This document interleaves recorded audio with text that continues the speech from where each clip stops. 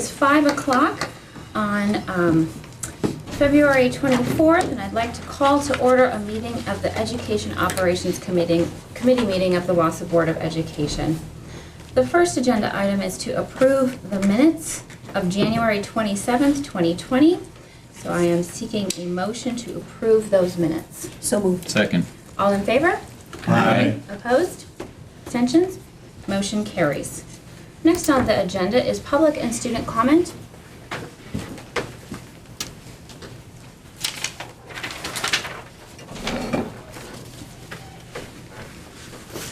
Thank you, Jane. Oh, we have a number tonight. Okay, so we have a number of individuals signed up for public and student comment. Just as a reminder, comments shall be limited to no more than 5 minutes. Speakers will be recognized by the presiding officer at the appropriate time, which is now, and will be requested to preface their comments by announcing their name, address, and group affiliation if appropriate. Please make sure to state your address after your name. Speakers shall direct all comments to the board and not to staff or other participants. Public comments identifying specific personnel or students by name are not appropriate subjects for presentation to the school board and should be referred to the superintendent's office. Speakers bear the personal risk if anything they say during the public comment period is defamatory, slanderous, or otherwise harmful to another individual. With that, I will call individuals in the order in which you signed up. Starting first with Jeff. Looks like it starts with an F. Lamont. Oh, L. Okay, Jeff Lamont, please. And the podium is right over there.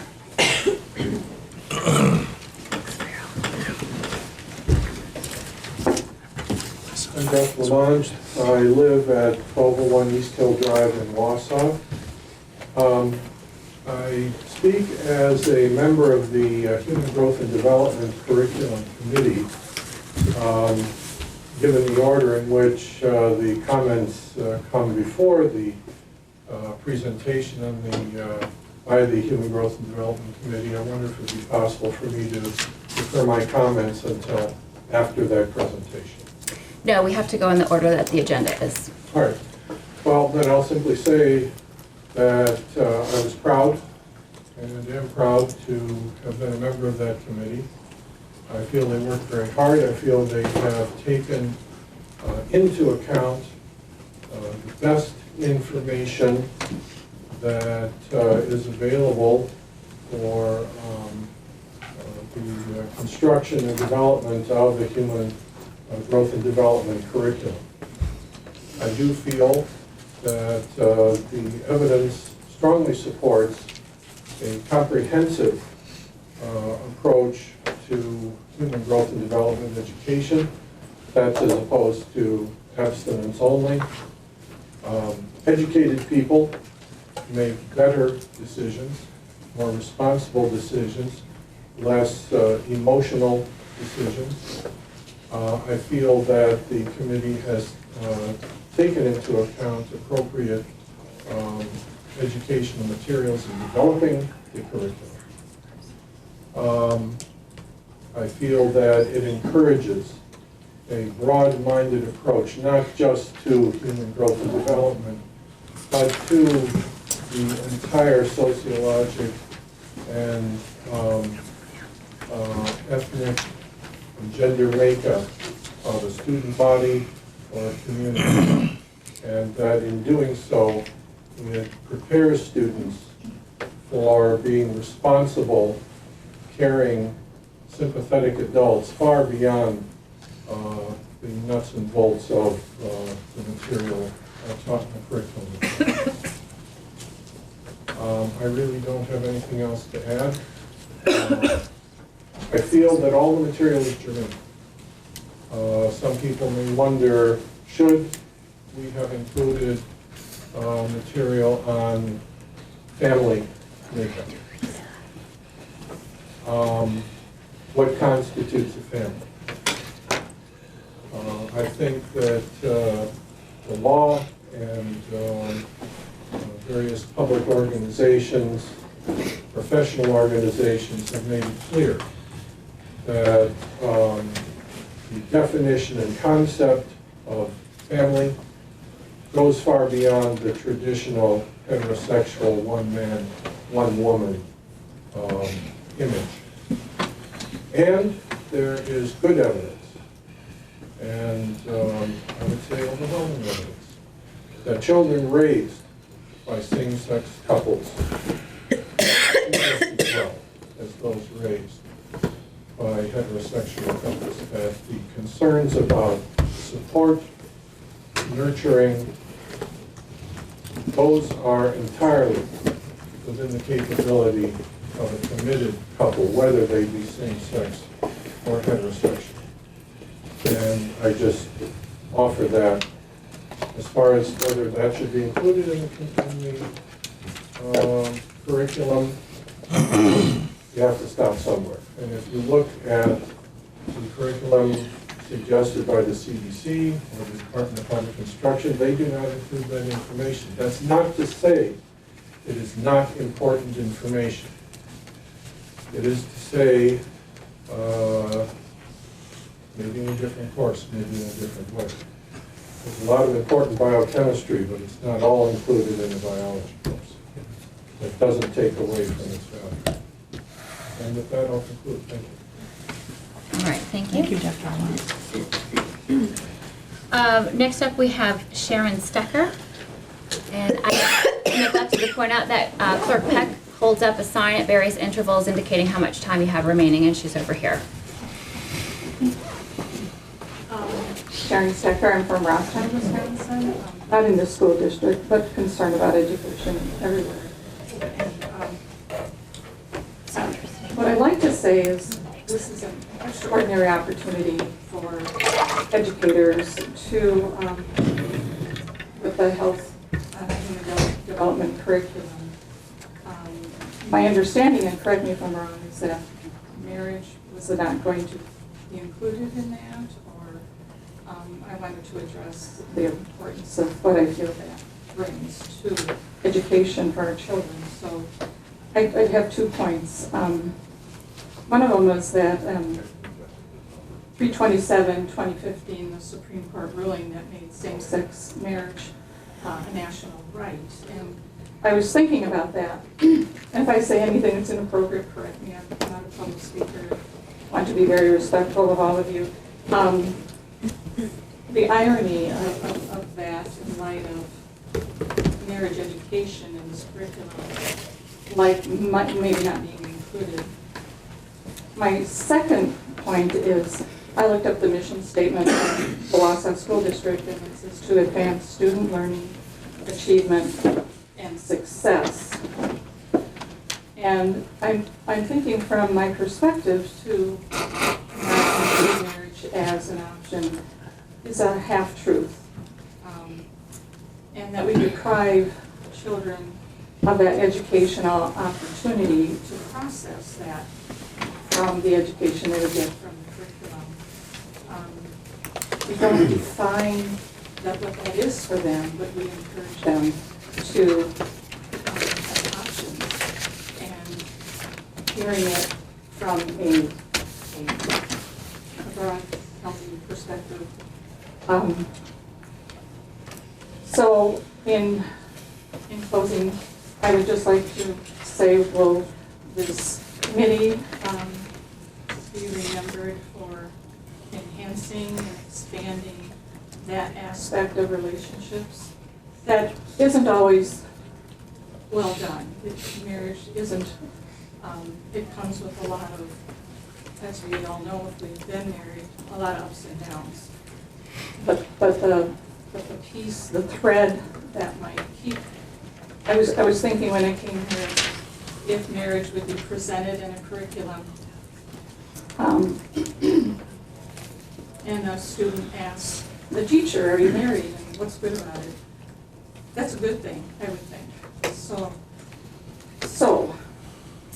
how will the decision be remembered within the Wausau district? Will it be remembered as it would include marriage, as enhancing, as expanding, as fulfilling, as doing something extraordinary to be inclusive of all potential relationships?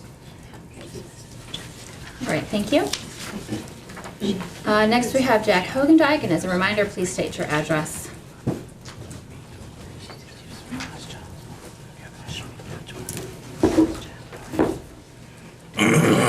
Thank you, President Zunker. Appreciate the opportunity to speak to this group. My name is Jack Hogendijk. I live at 4508 Hilltop Road in the city of Wausau, and I'm here as a member of the Human Growth and Development Committee that has been meeting since, I believe, last April and May. At the outset, I first want to say how much I appreciate the hard work that was done, especially by the teachers of this district, to craft some changes or enhancements, improvements to the Human Growth and Development curriculum. I really appreciate the teachers that we have in this district. I've met most of them, I've gotten to know some of them, and I just really believe they're very dedicated. And I also believe they all want what's best for the students in this district, and I just appreciate that work. I think that what came out of the committee from the teachers had a lot of very good elements in it, and I appreciate that. There is one element in particular, however, I'm kind of disappointed that is not included. And as I think you know, Madam President, part of state statute requires that the socioeconomic benefits of marriage for adults and children be taught to our students. And that doesn't mean that we should tell kids they have to get married, but I think it does suggest that we should at least let our children know what the benefits of marriage are. And there are many, many benefits. In fact, I'm going to hand a packet, if I may, to Cassie Peck, copies that all of you can have. But just to very quickly mention a few of them. Again, these are just benefits of marriage that I think are good for our kids to know. Children raised by their married parents are much less likely than their peers living in other situations to experience poverty, failure in school, criminal activity, abuse of any kind, early sexual activity, and drug and alcohol abuse. Only 5% of children living under 18 in married couple families in Wisconsin were living in poverty, while 38% of children under 18 living in single women households were in poverty. In 2017, just over 14% of married couple families in Wisconsin received food stamps, while 27% of households where single women with children received food stamps. And there's many, many more examples. There's plenty of information that can be found on the internet. I have a lot of information here I want to give, again, to distribute to all of you. And there's citations for all of the data that I'm mentioning. The other thing that I wanted to cover tonight, very briefly, is regarding the last Human Growth and Development Committee that was held a couple of weeks ago. One of the members of the school board during that meeting handed out a policy forum article by the AMA that was printed a couple of years ago by a couple of doctors who are abortion doctors. And they had a bunch of information in there that I would say at best is misleading and at worst is patently false. And in fact, I want to respond to that because while there may be a suggestion that there are pregnancy centers that practice some of the things that are suggested by this article, in fact, there are many, many, and I think most centers that do not have these kind of practices. And in fact, and again, I have some other additional information to give to Ms. Peck, but I want to read very quickly a letter that was written in response to this article. The article, Why Crisis Pregnancy Centers Are Illegal But Unethical, published in March of 2018, is biased in its representations of pregnancy centers, which at best fail to provide reliable evidence for the claims that are made, and at worst are thinly veiled partisan attempts to discredit and cast aspersions on the moral character of law-abiding nonprofit organizations that have faithfully served their communities. HOPE is one of those organizations, Hope Life Center. That's the organization that I serve and that I work for. We've done great work in this community. Just a few things that you need to know about Hope Life Center. We comply with all the same laws, statutes, and applicable confidentiality and HIPAA Mr. regulations. Hogendijk, I'm sorry, I don't mean to interrupt. I just want to, how is this related to like human growth and development? That's a fair question, Madam President, and I would ask the question, how did this article that was distributed at the Human Growth and Development Committee germane to the content of the Human Growth and Development curriculum? It was kind of a blindside, I don't want to use the word attack, but it was this sudden thing that came forward. I believe the premise is that for some reason, a center like Hope Life Center that provides medical services with medical doctors and nurses and helps students, and we have, by the way, made presentations in public schools that for some reason we wouldn't be qualified to do that because we're a faith-based organization. I see I have 30 seconds, so in closing, I just want to say that Hope Life Center has a great reputation in this community. We have spoken to public schools such as Wausau, Mosinee, D.C. Everest, Wittenberg, Burnhamwood, Merrill, Owen-Withy, Antelope, and Abbotsford, and we have received grants from the following organizations. I see my time is up. BA and Esther Greenhead Foundation, Good Alexander Foundation, Aspires Health Foundation, Ascension Health, Marshfield Clinic, Ministry Health Care, and Community Foundation of North Central Wisconsin. And I guess my question is, with a reputation like that, why would Hope Life Center not be allowed to provide good information to our students? Okay. Thank you very here- much, Madam President. Thank you. Next we are at Jessica, I'm not sure how to pronounce her last name. Jessica Sharpenberg, Okay. 2852 Ridge Road, Junction City, Wisconsin. I serve on the Human Growth and Development Committee. Again, I want to echo that the teachers put a lot of great work into this. They really looked at it broadly, and they used evidence-based peer-reviewed articles. I do want to address the aspect of marriage, and that's kind of been called out several times. When you look at the math data, the socioeconomic benefits is of a dual income home, not marriage. So I think we need to be careful if we're going to educate on marriage versus a dual income home. That dual income home could be sisters living together raising kids. It could be cousins, it could be friends. It doesn't necessarily mean marriage. And when we look at the socioeconomic makeup and how the marriage and well-being and the evolving world of marriage is changing, many people are not getting married any longer. And I think we need to be very careful when we're calling out data to make sure that the data is peer-reviewed, that it is accurate. I went out on EBSCOhost, which is a huge database of peer-reviewed articles, and I Googled, or not Googled, I looked in EBSCOhost, socioeconomic benefits of marriage. You know how many articles came up? None. When you look up the socioeconomic benefits of dual income homes, you get tons of articles. So I think we need to be very careful when we are providing this education that we're not pushing for marriage, because marriage isn't the norm any longer. Individuals are waiting longer, and there's just as much benefit of having two people that are in the home loving them, whether it be mom and dad, whether it be mom and mom, whether it be mom and sister, or friend and friend. Why are we pushing the agenda for marriage? I can also comment that although the legislation does say that we need to provide instruction in parental responsibility, which the teachers do have that in the curriculum, and the socioeconomic benefits of marriage for adults and children, one of the first definitions that the state legislature has is medically accurate information. It means information that is scientifically based and published where appropriate in peer-reviewed journals and textbooks. We don't meet that well. We're trying to educate on the socioeconomic benefit of marriage. That's all I have. Thank you. All right, next we have Christine Salm-Little. Christine Salm-Little, 3312 North 11th Street, Wausau. I had the privilege of serving on the Human Growth and Development Committee, and I thank you for letting me do that. I learned a lot, and I enjoyed the process. I am not going, experts have already spoken, I'm not an expert, I'm just a citizen and a parent, and I just want to say let's trust the teachers. The curriculum they're going to present to you tonight is they've done their homework.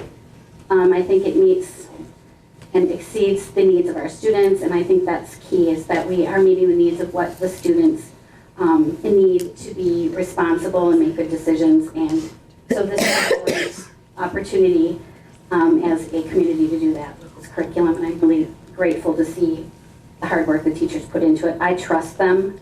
I trust that they know what they're doing and where they need to be with children's growth and what's age appropriate and what needs to be said. They're the experts.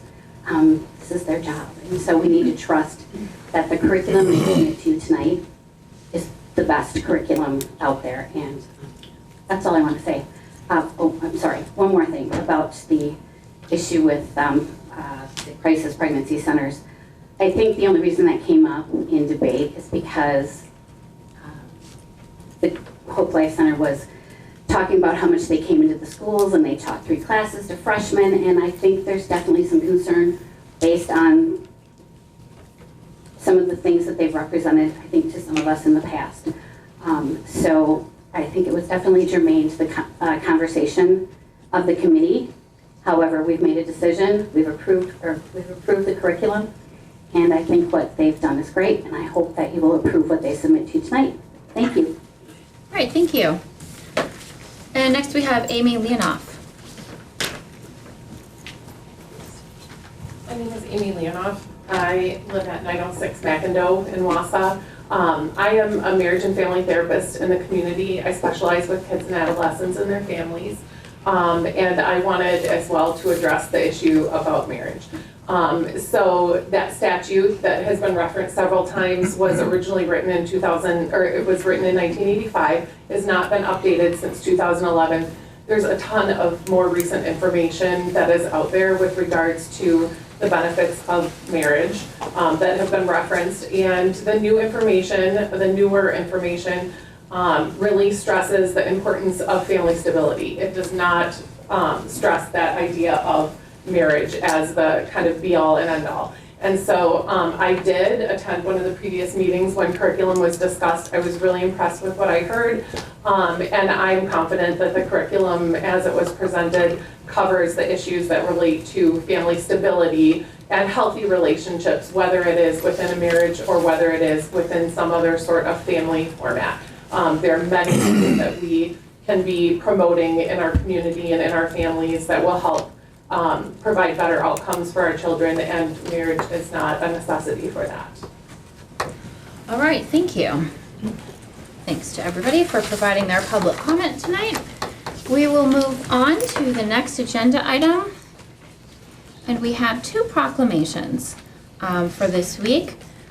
Yes, so the first is Are you skipping? We have, Oh, we have action. Oh, we have an action item. I'm sorry. I was just really going right past that one, huh? Yes, you're right. Agenda item 4. Human growth and development. Here we go. So, looks like we're going to have a presentation. Just a brief presentation.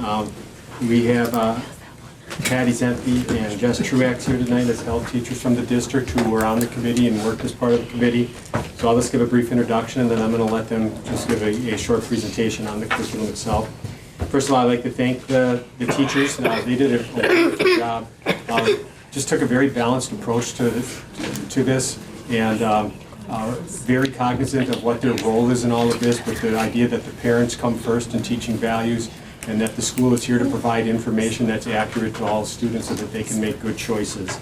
A couple things. Also, I'd like to thank the committee members. I mean, it's difficult work, and they've met 5 or 6 times. They gave time up out of their evenings to come in, and so I appreciate all the work that they have done on this as well. Just a couple things, just from background for you, is that human and growth and development in the state is not necessarily required to be taught, though a vast majority of school districts do teach it because they see value in it. It also, if you do teach it, it means that you have to meet every 3 years, and that's why the committee got together to review the curriculum after 3 years. I'd like to also point out that the curriculum that you're going to hear about today is based on national and state standards, which are based off of the CDC standards for health, human growth and development. And so this is all based on, on research that's been done at a national level. Also, just so you're aware that students are allowed to opt out. That's part of the statute, so parents can opt a student out at any time. They can opt them out for a part of it or the entire curriculum as well. And that information is provided annually to parents to let them know that the human growth and development will be taught in the school. So that kind of just gives you a little background, and I'm going to turn it over to our teachers. Paul, just a quick question. When is it provided? Is it just at the start of teaching this curriculum, or is it with other information that it could get lost? Sure. I'm going to defer to my 2 teachers. Right here. They can answer that question. So Where do we why stand? don't you go right over there? Okay.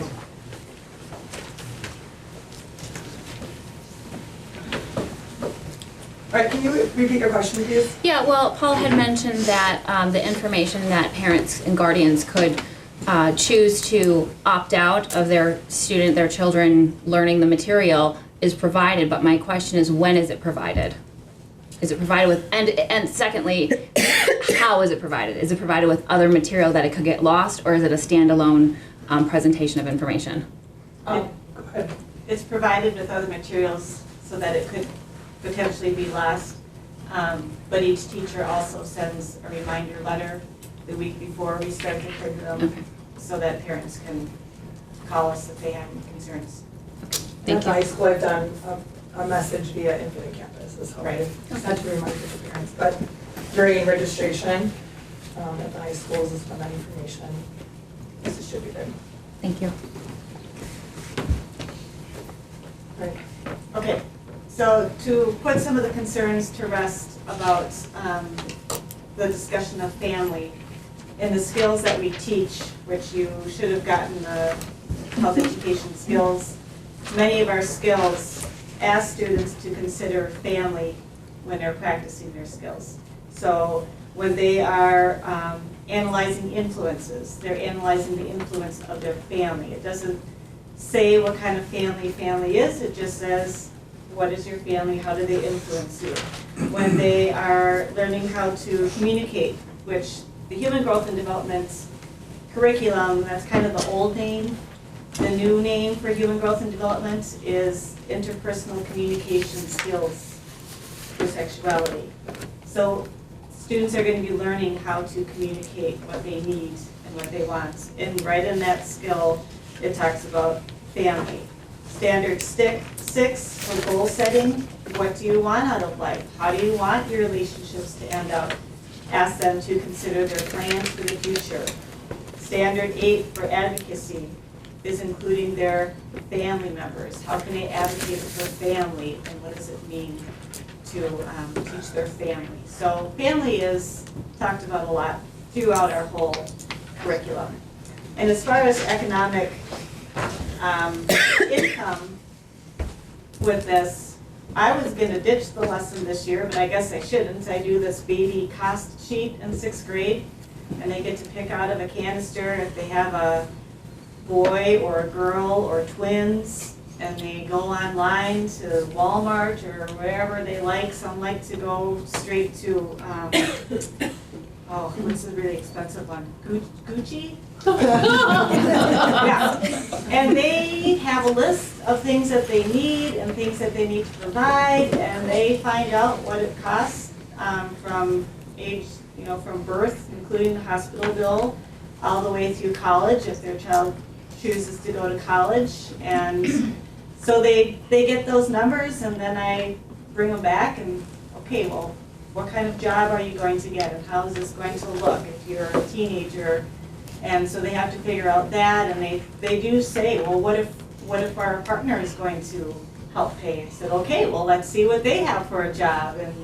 And then I say, have you paid for your cell phone yet? No. Did you buy food for yourself? No. Where are you going to live? No.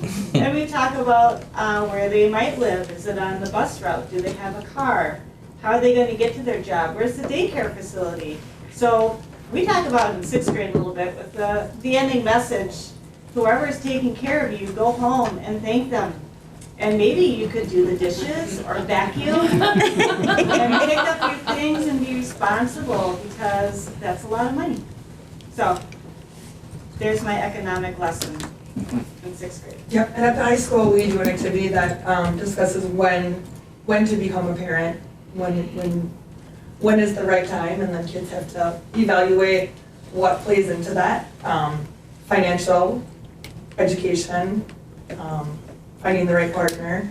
So we discuss that family unit and what that may look for them, whether it's a homosexual couple or a heterosexual couple.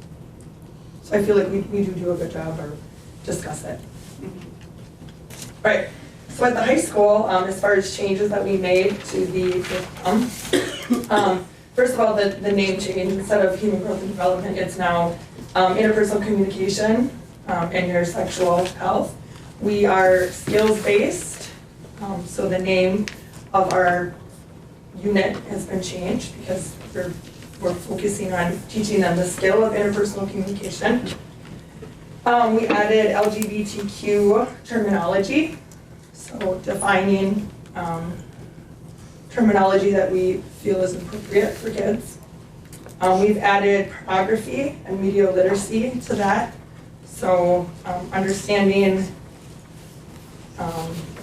what that looks like for middle school kids and it's age appropriate for middle school as well as for high school. And then human trafficking is something that's also been added. And we have experts from the women's community and a detective from the Wausau Police Department that speaks on that. And I feel like we do a really good job. I feel like our curriculum is comprehensive and does meet the needs of all of our students. The other thing before I turn it over to Patty is that just really emphasizing, I feel like we've done a good job with this, but using gender neutral language for our students is also really important.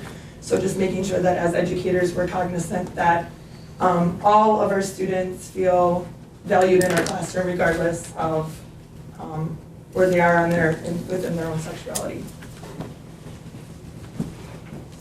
Right, and for the middle school, we have brought in gender stereotypes to talk about what's expected, what does our family expect of them as they grow up. We still cover the puberty changes, more on consent we'll cover this year with the communication and relationship building, and then some more online safety, sexting, media literacy, and human trafficking. So consent is still covered though in the high school level? Yep, I didn't Okay. add it in that list because it's not a change. That's something Okay. that we've always done. Right. The women's community does an excellent job. They're a great resource for us. How do you empower kids to be, and to ask questions? Do they ask them anonymously, or do you develop rapport within the They have class? the option to do both, but at the high school level, and I'm sure Patty too, it's a unit that we do later in the year because those relationships are built and it's a more comfortable environment, but.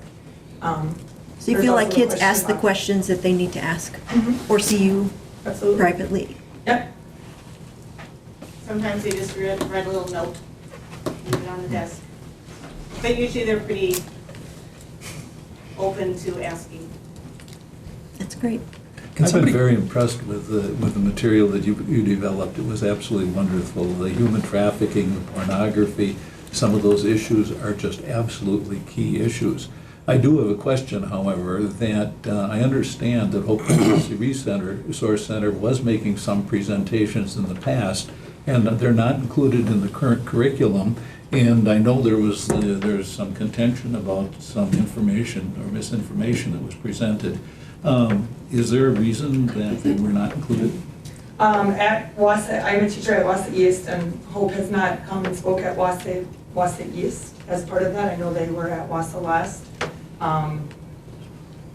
So I don't know if it was part of their human growth and development unit or if it was a separate thing. I'm not sure of how that fits into it all, so I guess I can't answer that question. A goal that we have is to keep the curriculum the same. It's the same at John Muir as it is at Horace Mann. It will be the same at East as it is at Wausau. That's something that we're working on. And along with that same question, I know that you with the presentation that is made by First Health, it's very obvious that you're promoting First Health as a resource. I'm thinking that there's many other resources that are available that should be considered when children are considering STDs, contraception, whatever. And I'm wondering if there'd be a possibility of including places like Hope, like your family physician, and most importantly, the importance of talking to your parents before you get involved in doing any of these things. I'll speak on this. We definitely always talk about your parents, hopefully, are that first line of communication, if you need it. But when Hope first speaks in the class, they're not promoting their group as a place to go. Like, they don't hand anything out to say, come here, do anything like that, so. It was on the curriculum material that was presented at the committee. I'm not sure what you're asking. Well, the promotion of First Health was on that material. Okay, So I'm just suggesting that could it be broadened? okay, yeah. And I don't think it's, that's intentional to have, we talk about all the places you can go. So if pregnancy or STD, STD, all of that, your normal physician is a great place to start with that as well. So is there a list that's provided that has, here's 1 through 10? No, So the material that they're getting in front of them that has First Health on it, that's a student's visual saying, oh yeah, this is a good place for I me don't to go. think it has So it doesn't say have First Health, it doesn't say anything. on it. It doesn't say Health First So we're, on the okay. we're thing, from yeah. Health First, and it is introduced as Justine Hickey or Jessica Scharfenberg from Health First, community health educator or Okay. executive director. It allows them to know who we are. Obviously, because we're coming in and presenting, we're gonna introduce who we are and where we're from. And we do let individuals know that we are a resource if they need us, but we also do let them know that their primary care providers are a resource, their parents are a resource, and that there's many community-based clinics such as Bridge Community Clinic, which is an FQHC. We go through all of those options of places that they can go for services.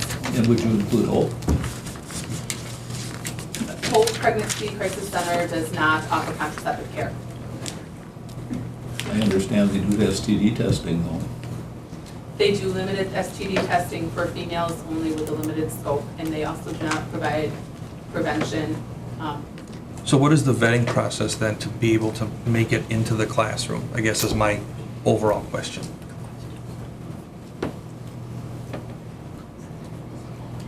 I guess evidence-based curriculum. So maybe that's one thing, could we clarify that so we can take some of this ambiguity out? Clarify what is the vetting process? Who, if someone wants to come and present like Health First or First Health is, how do they get to do that? They would have to contact us or our school principal, Okay, and then the school principal would pass it on to us, or if they contacted us first, we'd have to pass it on to the school principal, and then the school principal would bring it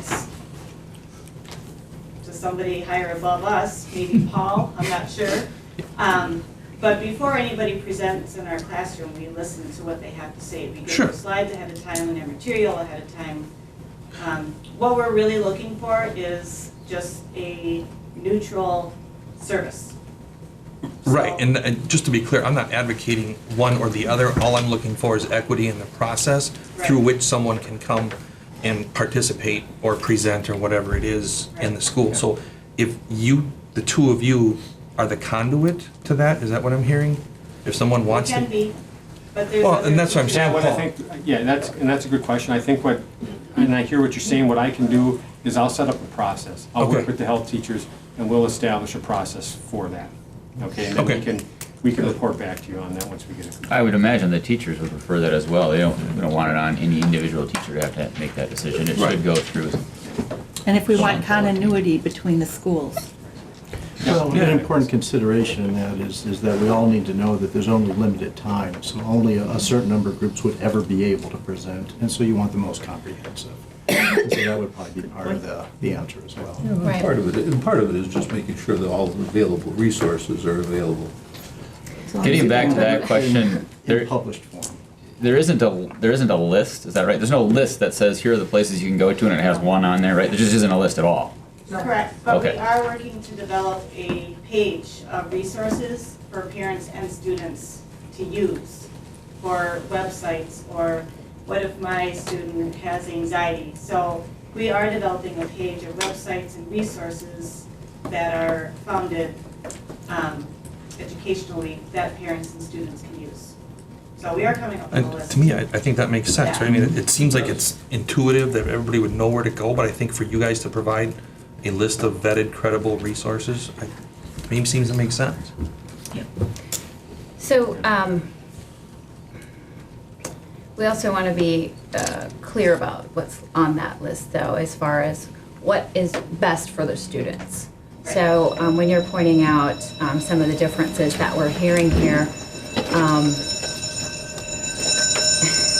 Sorry. I turned off. I mean, I guess my point is, I don't know how long the list needs to be. If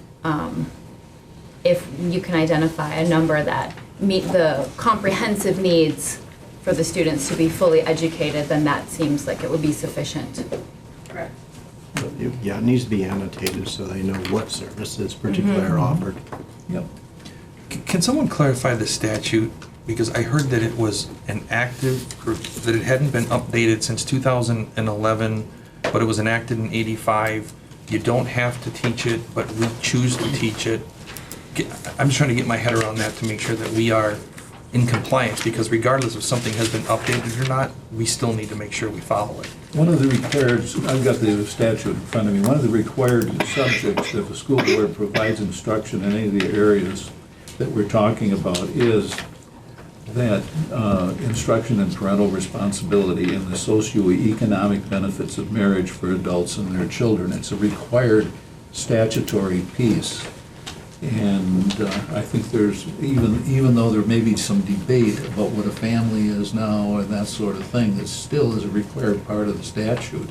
And I think that some of the things that were presented were very clear in terms of the amount of delinquent behavior, school performance. All those things are very germane, and those are peer reviewed, and those are statistics. So are we meeting that?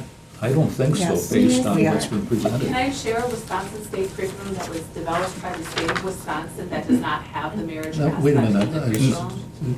do they have the opportunity to speak at this point? So I understand let's the leave it the directed desire to. to talk about marriage. Marriage can mean This is different section here. things. It doesn't have to Right. be a heterosexual marriage. So, yes, we cover the socioeconomic benefits of marriage for adults. We do the baby cost sheet, and Jess has the dual income, Deciding when to become a parent. deciding when to become a parent, so, So we are meeting So that it is covered. parameter of the statute. yes. And then, Pat, just to answer your question, it's still in the statute that it's not required that a district teaches human growth and development, but if they do, then they have to follow what's in the statute, which includes meeting every 3 years to review the Sure. curriculum and some of those other things. Thanks, Paul. Are there any other changes to present? Any other questions or comments? The only comment I had was, and we talked about it, and then it just kind of got lost in the shuffle, talking about this, was bringing some of this, like the consent down to the younger ages, just to understand. And one of the big things is for children to know that they can say, I don't feel like kissing grandma today, or I don't feel like giving someone a hug, so that they know that they have ownership in their body. And it sounds to me like it might be covered with our counselors, but it should be mentioned in our policies about human growth and development, because it kind of is linked there. I do think it is covered in the guidance classes, but it is important to maybe be clear on that. I have a question about, the motion hasn't been read yet, but it's proposed to read that we're approving human growth and development curricular resources. But I don't have any resources that have been given to me that I've studied to review. So it doesn't seem to me that I'm approving any resources. It seems I'm approving the process that you went through to get to, you know what I'm saying? It seems like we formed the committee so that the committee could review all of that and study that and come up with a recommendation. We haven't been provided resources. We haven't studied those. Aren't we more approving the process that you went through to come up with this curriculum? Sure, yeah, I don't know if you can amend that or not, or. Well, we haven't even made the Yeah, motion we yet, so can- we can make it however we want, but. And I had requested some materials, but didn't get them yet for us. So we can amend the language. Well, because I would feel comfortable I approved the process, the way that you came about coming up with this, and the people that were on the committee, and it sounds like there was some healthy debate both ways. We even heard some of it tonight. I wouldn't feel comfortable approving any particular resources. I haven't read any. In approving Yeah, we a need process something. retroactively, is that even needed? I mean, we're approving something that it's already done. Now it's the material that is the output of that process that I thought we were supposed to be approving. Yeah, Paul, does the 3-year review require board approval? I didn't read anywhere that it did. Okay, so the question then is whether we want to be on the record as approving something.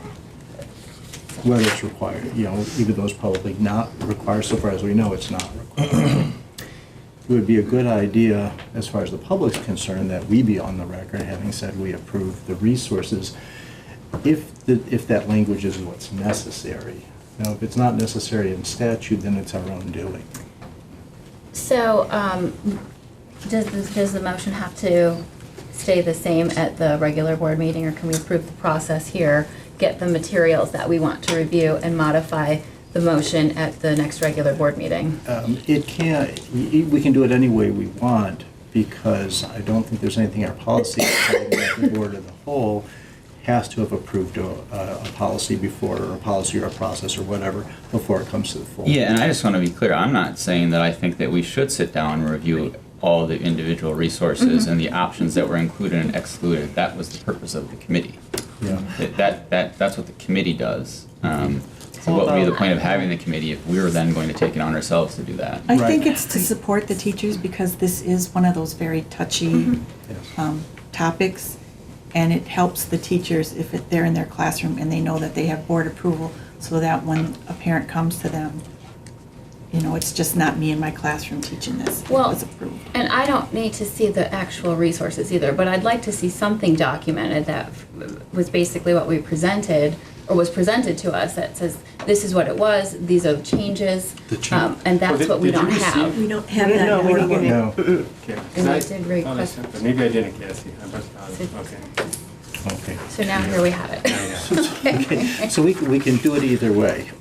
We can take no action tonight and leave it until the full board meeting, or we can make a motion as Lance suggested, with the wording as Lance suggested, and then leave the approval of the resources if we think we need to approve the resources. I think we can just do the process. I think that's The highlighted areas on there are the changes, just so you know.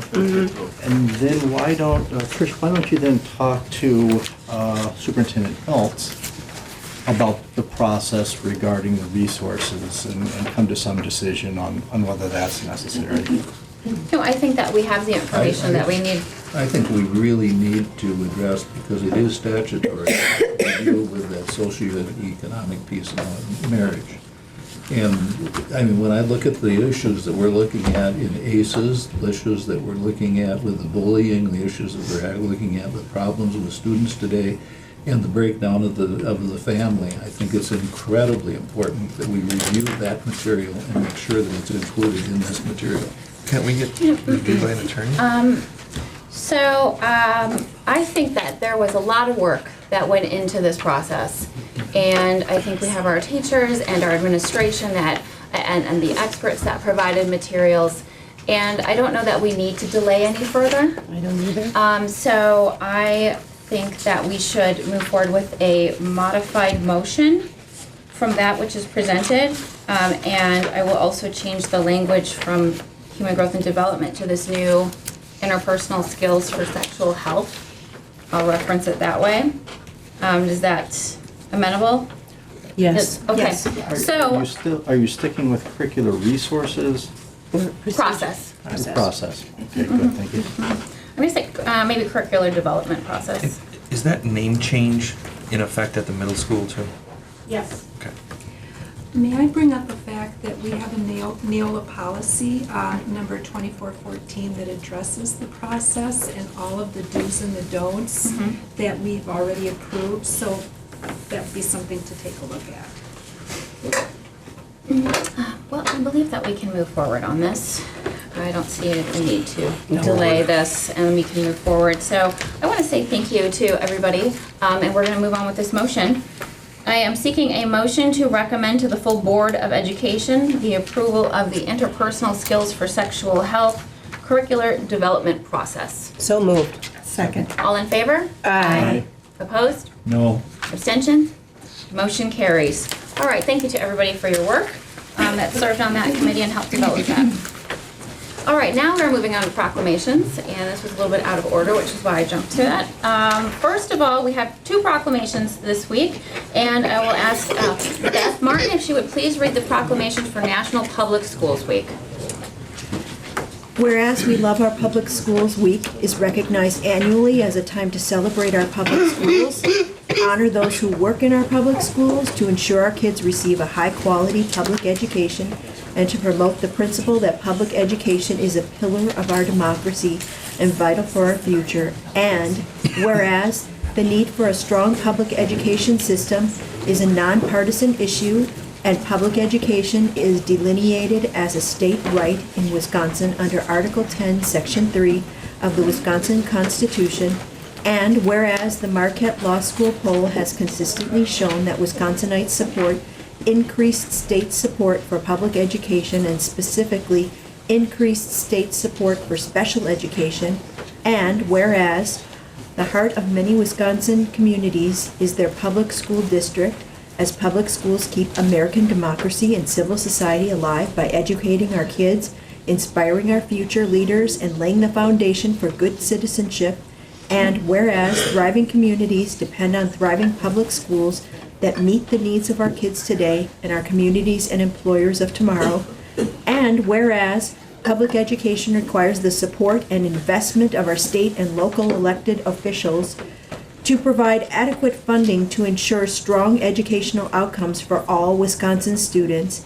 And whereas We Love Our Public Schools Week provides an opportunity for all Wisconsinites to celebrate and applaud the achievements of students and educators in our excellent public schools statewide, and to support public education to ensure that Wisconsin delivers on the basic right of a great public school for kids across our state. Now, therefore, I, Tony Evers, Governor of the State of Wisconsin, do hereby proclaim February 24th to 28th, 2020 as We Love Our Public Schools Week. All right, thank you, Beth. Then we will move to National School Breakfast Week, and Lee Webster will read the proclamation. And following that, Karen Fox will say a few words about the district's school breakfast program.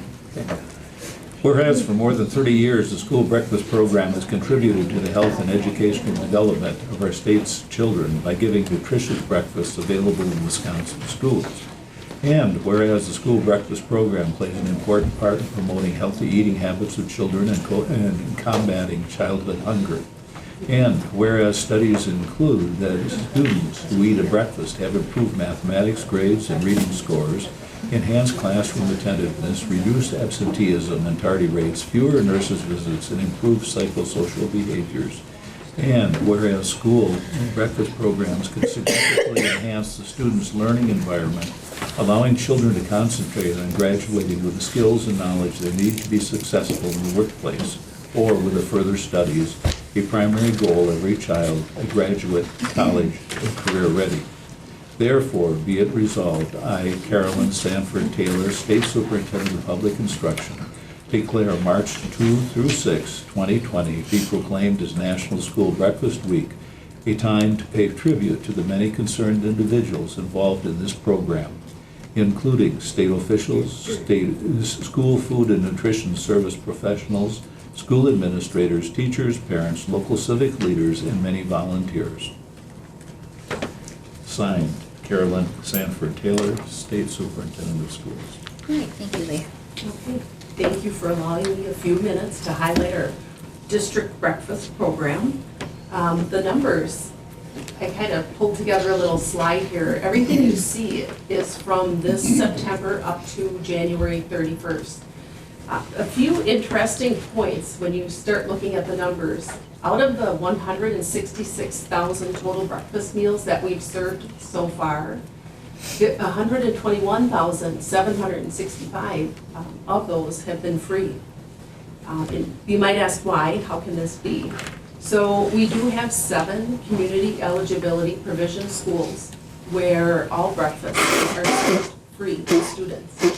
The other way that we increase the number of free breakfasts, any family that is eligible for reduced meals receives a free breakfast. So that's another way we get a little bit higher total there for free breakfast. Now, the second point that's interesting is that the overall rate of participation at breakfast in our district is not really high.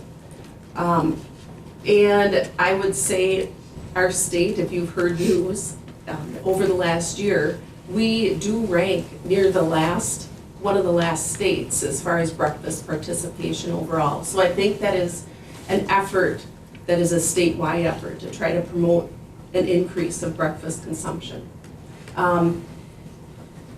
I would like to say we have a huge breakfast champion in our school district, and I want to give a huge shout out tonight to Libby White, the principal at Franklin Elementary, who embraced the national best practice idea of breakfast after the bell. Last year, Libby embraced that concept, and she worked with the kitchen staff, custodial staff, and all of the teachers, educating them on how this would be the best thing for the students and their day of learning. And her participation rate at Franklin Elementary has been 84 to 88% on a daily basis. So that continued effort really pays off for those students. It is my hope that we can talk some of the other CEP school principals into following that best practice effort. And lastly, our 82 dedicated food service employees. What's unique about food service employees is that they don't just see students from one class all day long. They see all students in the entire school. They see every teacher, every administrator that sets foot into that dining space.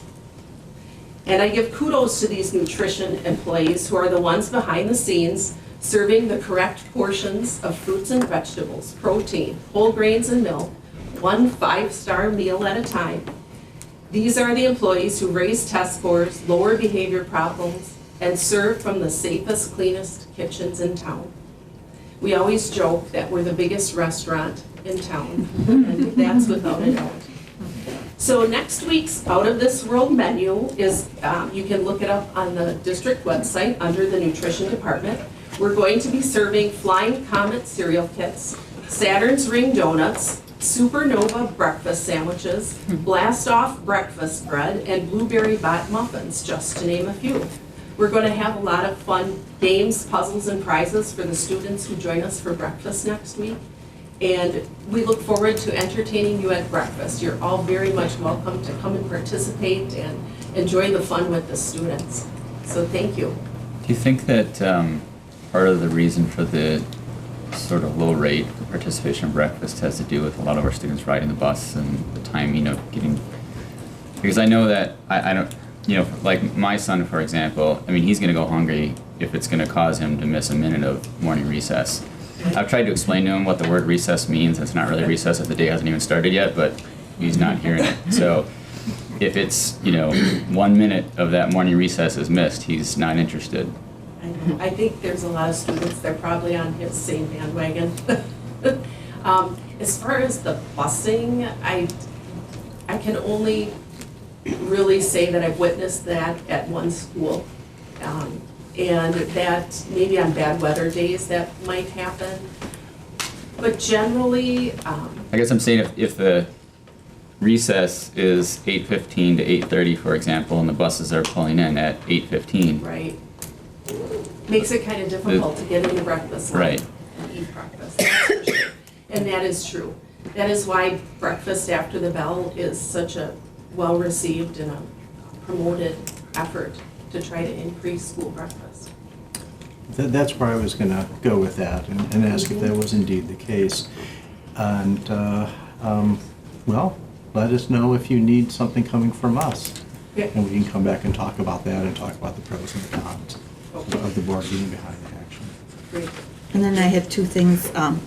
First of all, I think we have to acknowledge that how difficult that work is. Those trays are hot. They're very heavy. It can be back-breaking work. When most people think about feeding kids, they're thinking about when they cook in their kitchen. This is really quite strenuous work. And it's split shifts too. So, I mean, there are a lot of downsides, so thank goodness these people show up for us. And the other thing is we have to be conscious of the effort by some legislators to cut these programs. And we have to keep our eye on that all the time. And then just to add my 2 cents, I've been there when the children weren't on time for breakfast, so they could go down and get breakfast and bring it back into their classroom. And there's nothing more frustrating to see a kindergartner opening a bag of seeds.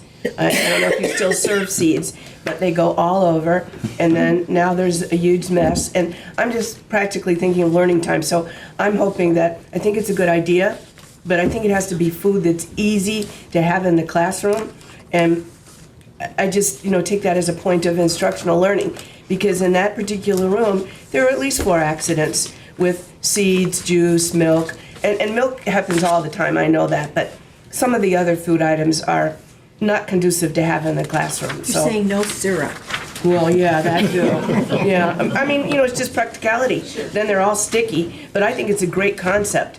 I just would want you to be mindful of what's really appropriate to have in a classroom for food. So you're saying, like, if they're having something with syrup, that they have an alternative for the kids that come late and they get a breakfast bar or something instead of. There are choices for breakfast, just like there are for lunch, right?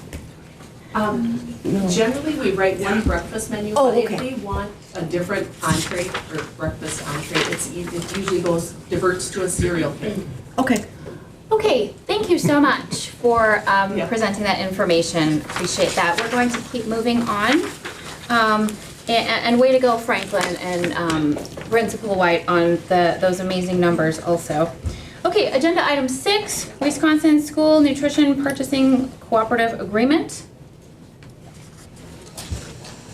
Do you want to, or you want to take a rest? No, that's, may as well continue. You're doing a great job. So I am asking the board to take action on signing the Wisconsin School Nutrition Purchasing Cooperative Agreement.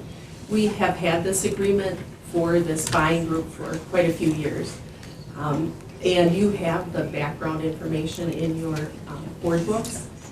There are 58 other member districts within this co-op. I do sit on the board of this co-op, so I am pretty much aware of what's happening with any of the purchasing. Main benefits are cost savings, education, and sharing best practice and procedures in regards to the ongoing regulation changes. Are there any significant changes to what we've agreed to in the past? There is not. Okay. All right, any questions? No. Otherwise, I am seeking a motion to recommend to the full Board of Education to continue membership in the Wisconsin School Nutrition Purchasing Cooperative by passing the presented resolution and agreeing to the 2020-2021 66.0301 Cooperative Agreement. So moved. Second. All in favor? Aye. Opposed? Abstention? Motion carries. Thank you. All right, next agenda item, we have a short cycle report on Goal A4, Academic Achievement, Goal, and AGR. Cassie's going to bring up our PowerPoint presentation, and we'll ask the colleagues to join us at the table.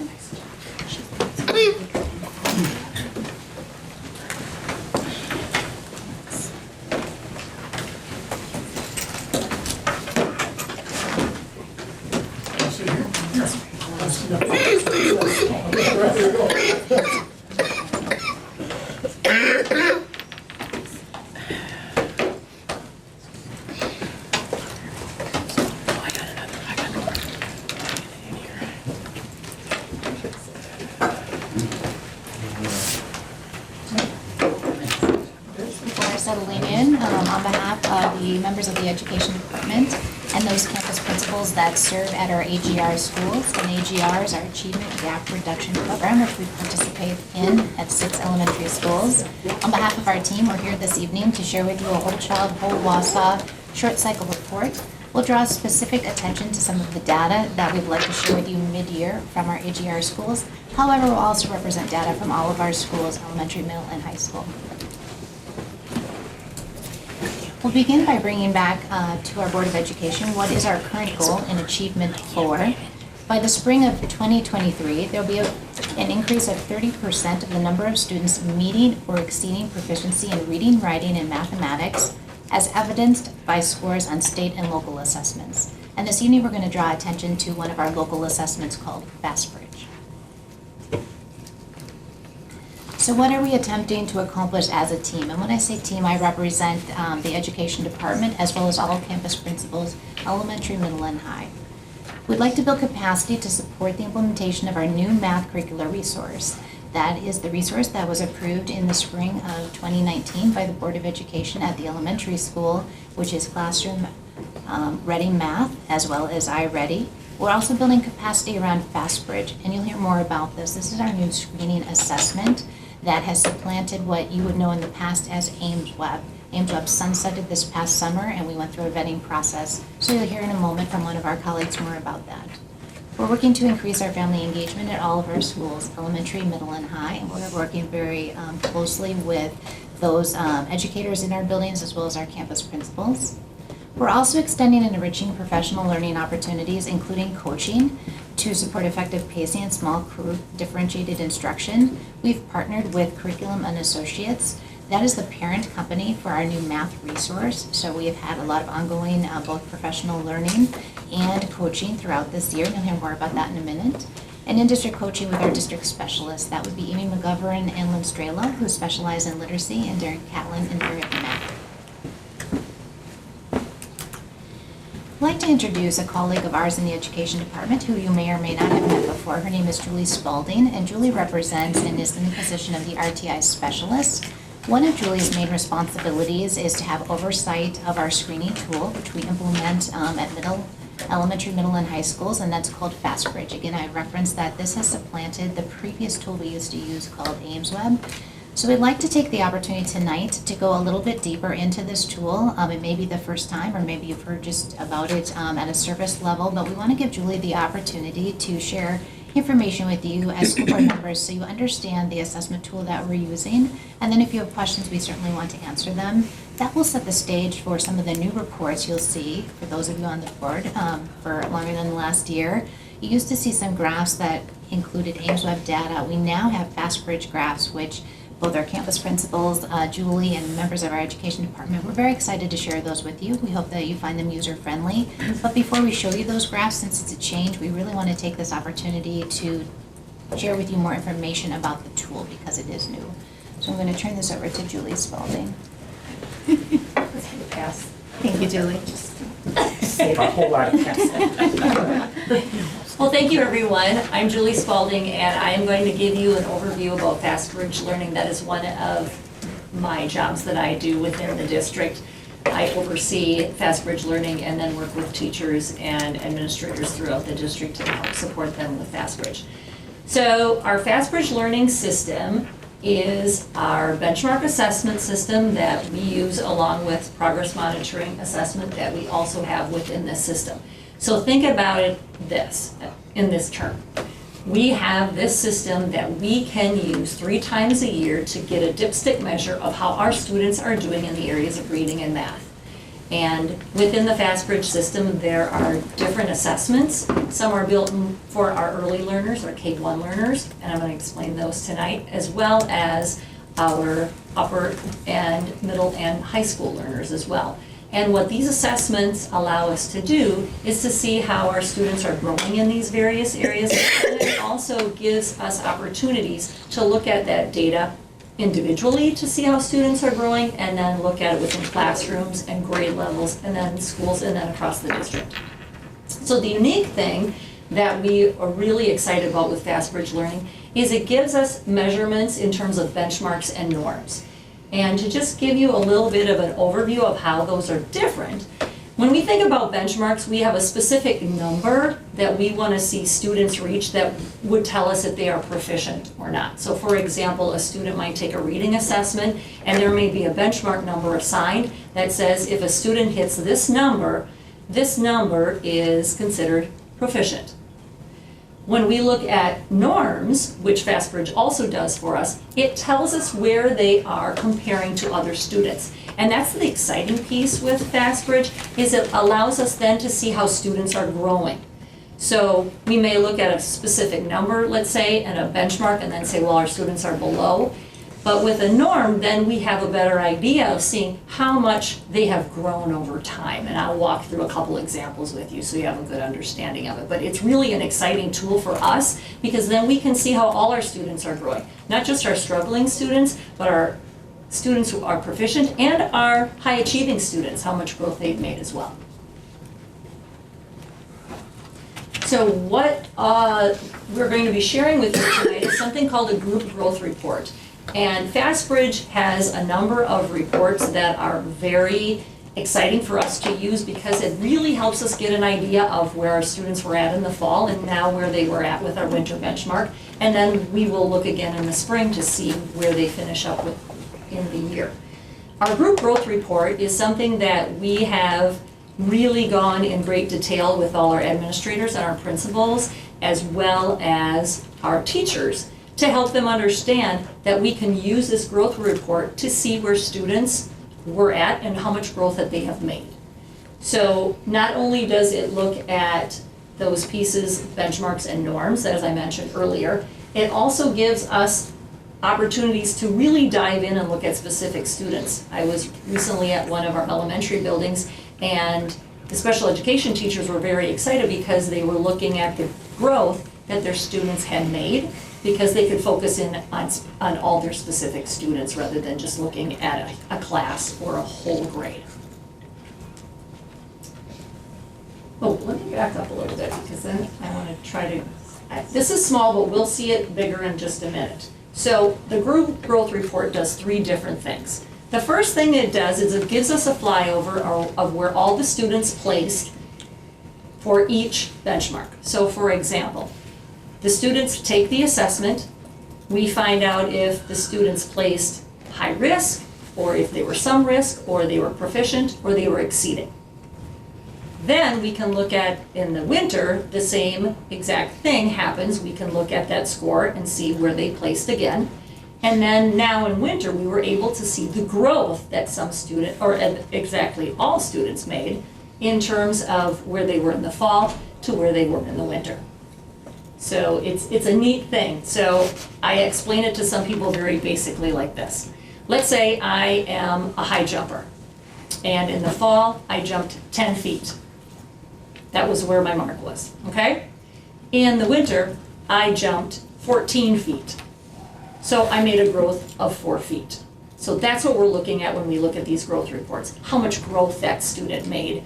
And FastBridge does a wonderful job of giving us that ability to look at it and say, was that average growth, was that low growth, or was that exceeding growth? So when we start looking at these growths school by school, you're going to be able to see how they're color coded. So flat growth would mean that they're in the red category, that they didn't make much growth, so 15th percentile or lower. Modest growth would be the yellow, that would mean the 50th to 40th percentile growth. Typical would be 40th to 75th percentile, and that's the green.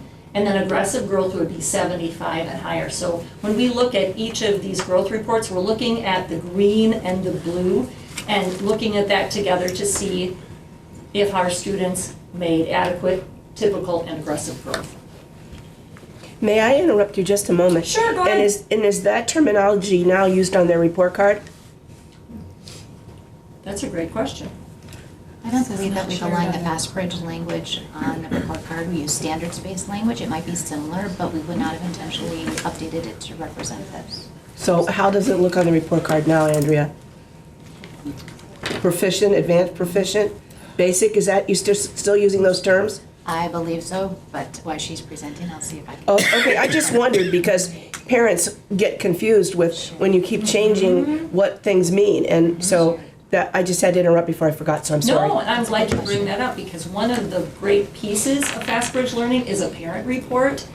And within that parent report, it breaks it down very simply to show, is your child at level, below, above, and it uses various graphs to help them understand that language much better and in much more parent-friendly language. So thank you for bringing that up. Sometimes it has to be in board-friendly language too.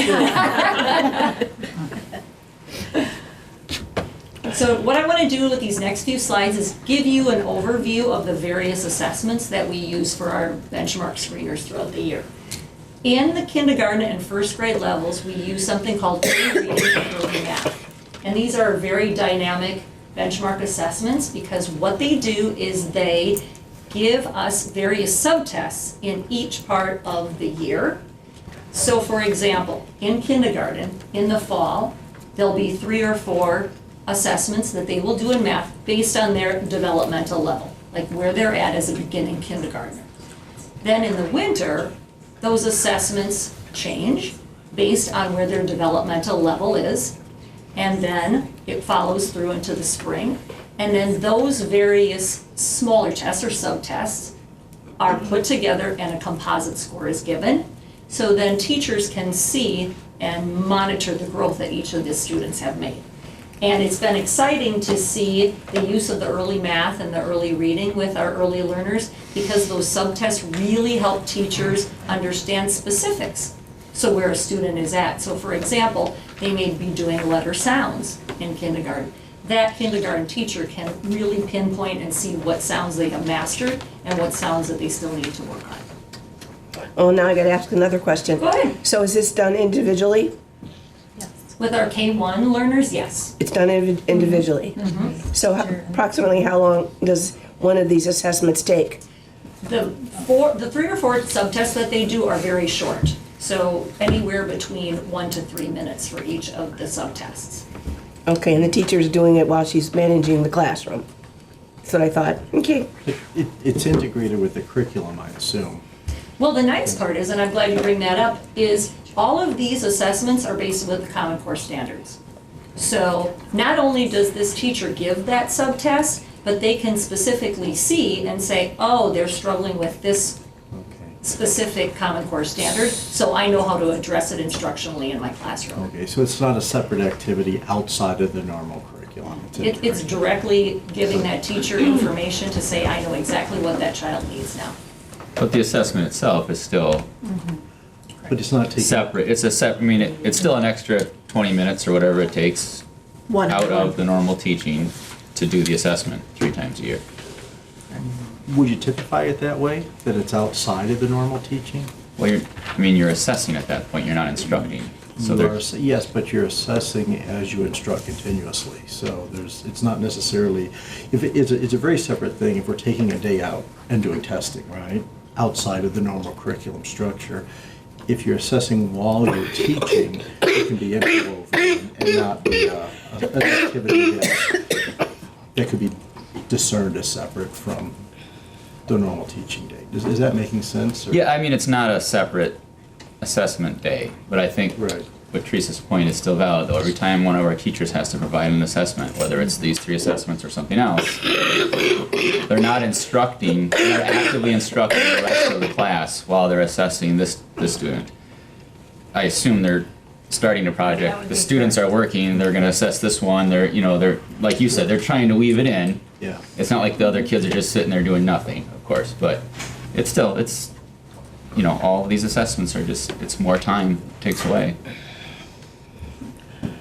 The next slide shows a breakdown of the various assessments that I was referring to earlier. The M and the L and the H simply denote the weighted measure for each of those subtests within that screening period. So for example, if you look at kindergarten in the fall, match quantity is rated as a medium weight, and numeral identification is lower, and then number sequence is rated higher. And then those subtest scores are put together to form the composite score. So the kindergarten teacher, for example, has the ability then to look at that composite score and see how that ranks in terms of the benchmark and the norm, and then also gives them specific information on where that child is at within those specific subtests. To complement the early math, our learners grade 2 on up take something called the A math. And the A math is an adaptive assessment where the students take it online, and the assessment has various domains or different types of questions, different subject areas within math. And what that adaptive measure does is it assesses the student in those various areas and comes up with something called a scaled score. And then that scaled score teachers can use to determine what other instructional strategies need to be used or could be used with that student within their classroom. And if I click one ahead, for example, you can see the A math breakdown. So for our 2nd grade learners, you can see that there are various areas that are weighted within that 2nd grade, and these questions that they are asked are all based on the Common Core standards within their grade level. And one of the neat things about these adaptive measures is that it just doesn't stop at their grade level. So if you have a second grade learner who has very strong math skills, it will keep assessing and giving them questions that may be at a third grade level or a fourth grade level. So it doesn't top out, if you will, at the end of second grade. It's going to give that teacher a really good understanding of where they're at in terms of their abilities within that specific content area. Our early reading works on the same way our early math does. Our K and 1 learners take various subtests throughout the year, and they're weighted, again, differently, just like they were in early math. Some are higher, some are moderate, and some are lower. And this, again, gives that teacher a really good understanding of the specific areas or foundational skills within early reading. And it's really a great tool. I've heard from many kindergarten and first grade teachers that they are really using the data to help them with their instruction when they can specifically look at these various subtests. Here is an overview of some of the various components of early reading. And again, it's set up very much like early math, where the subtests change based on their developmental level throughout the year. So for example, in kindergarten in the fall, they do something called concepts of print. That is simply giving the child a book or a page in a book, and they understand which way to hold the book and how the book opens and closes. That is a developmental skill that kindergartners at the beginning of the year should have. It is not assessed again in the winter because it assumes then that that kindergartner has that knowledge, and we can look at another developmental area that we can dig deeper with in the winter. And then the A reading, those components are really looked at as terms of in grades 2 and 3, those foundational skills, making sure that our students have a solid understanding of phonemic awareness and phonics. And then the older the students get, it's less and less on that phonics piece, but more and more on comprehension and understanding informational text, and then understanding vocabulary and language as well.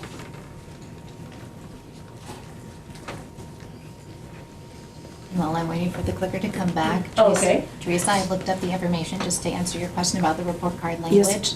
So the language that we currently have on the elementary report card is exceeding standards expectations, meeting expectations, progressing towards standard expectations, and then not meeting standard expectations. And that language was developed by a team that reviewed our report card about 1.5 years ago and wanted to align it to the standards.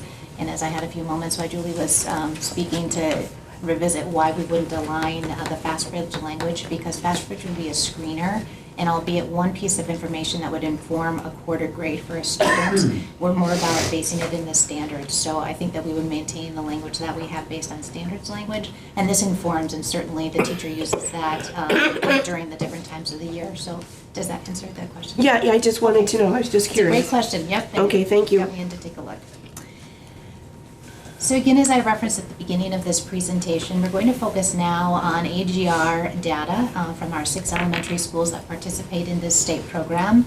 This program was established to improve student achievement. It also offers us money to maintain small class sizes in kindergarten, first, second, and third grade classrooms.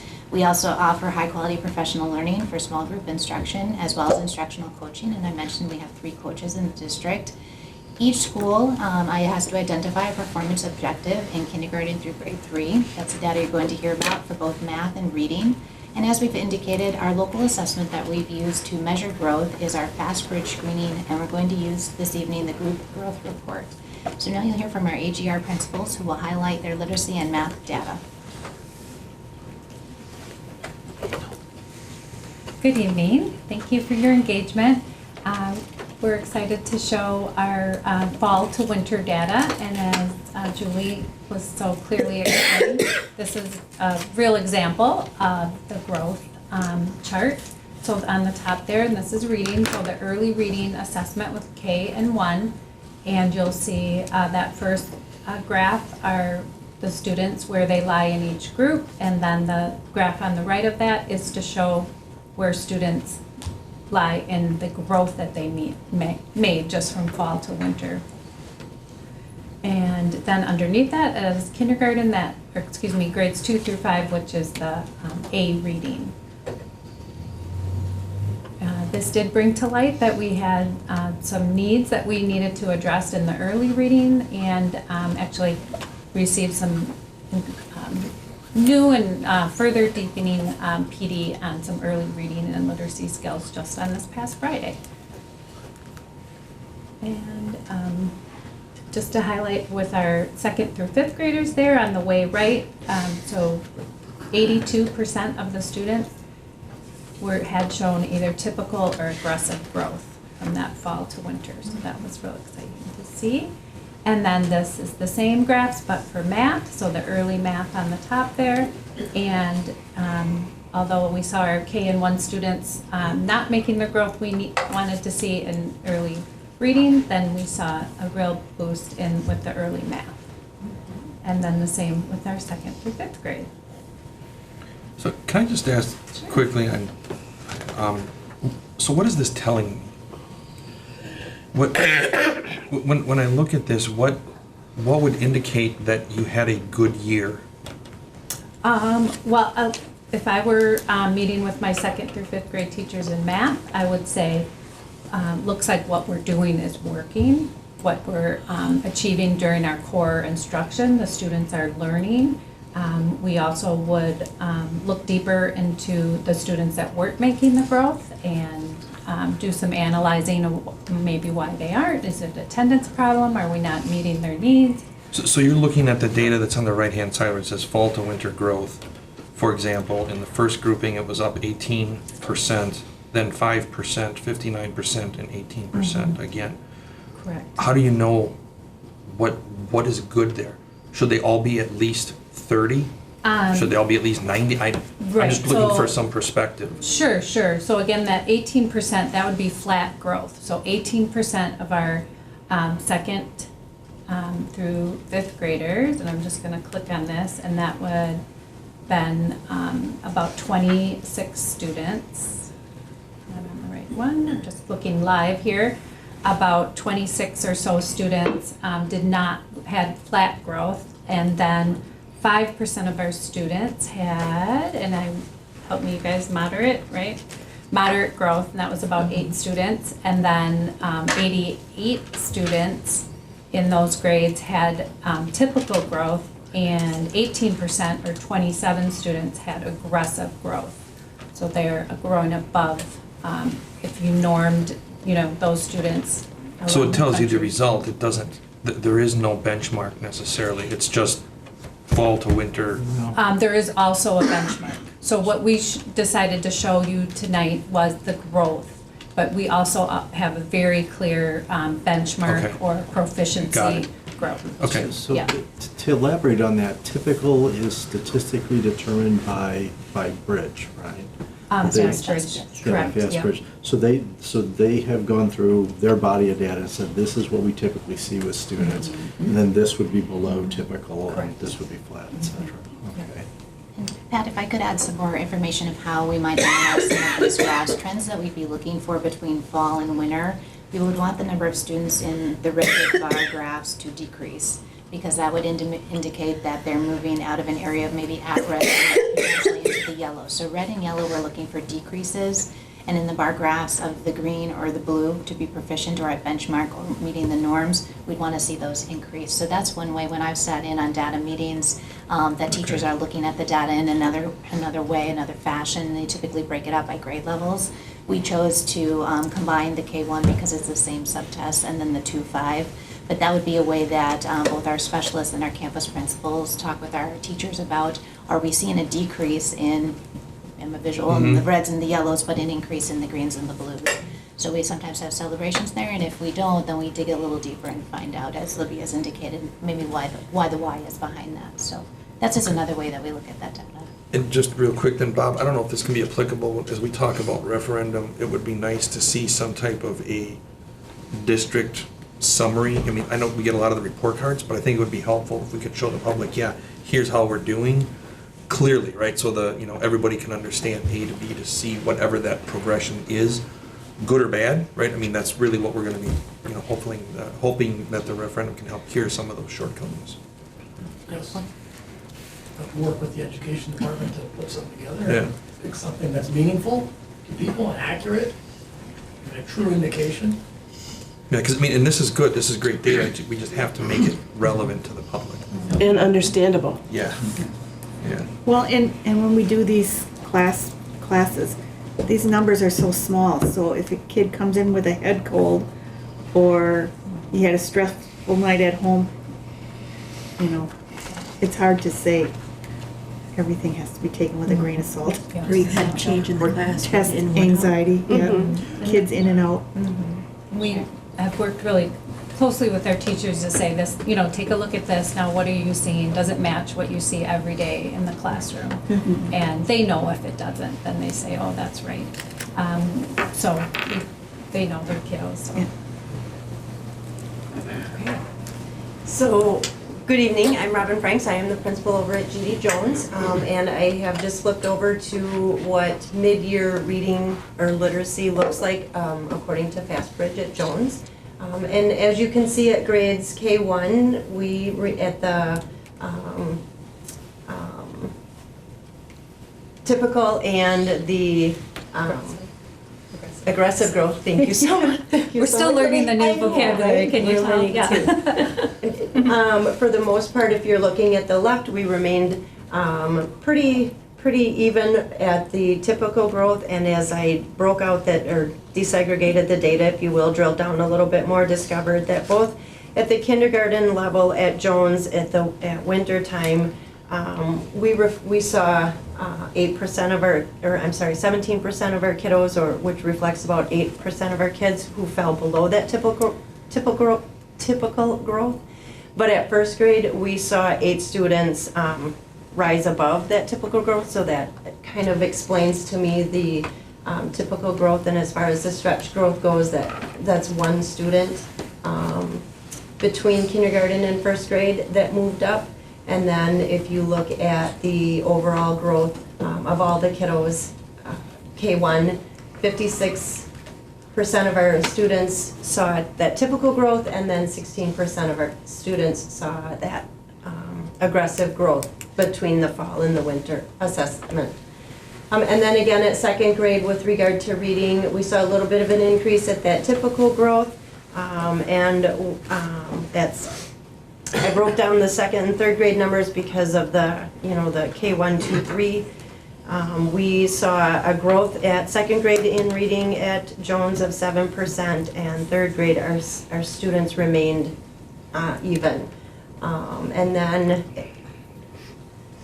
looking at all of our students, 62% of our kids, 2 through 5, including all of the grades, saw typical growth, and then 19% saw aggressive growth. So, and I'm sorry I'm halting because I didn't unfortunately break apart the 4th and 5th grade, but what I did do separately, is from fall to winter, we saw an increase of 3% of our students score both in the typical and the aggressive growth with regard to reading. And then moving over to math, again, we saw K5, we saw growth amongst all of our grade levels with regard to math. So this chart shows our K1 at the top, shows our K1 from 47 to 60% at that typical growth, fell a little bit at that aggressive growth. And overall, 58% of our kids attained that typical growth rate, and then 25% of our students, K1, had aggressive growth. At 2nd through 5th grade, we saw an increase of 4% of our kids between the fall and the winter reached that typical growth, and then 1 student growth, or 1% growth between the fall and the winter with regard to that aggressive growth. Overall growth of all of our students, grades 2 through 5, 58% scored typical, 18% of our students scored aggressive growth. And again, breaking down the numbers, kindergarten through 5th grade, we saw an increase from 58 to 66% of our students both at the typical and aggressive growth rate between the fall and the winter at G.D. Jones.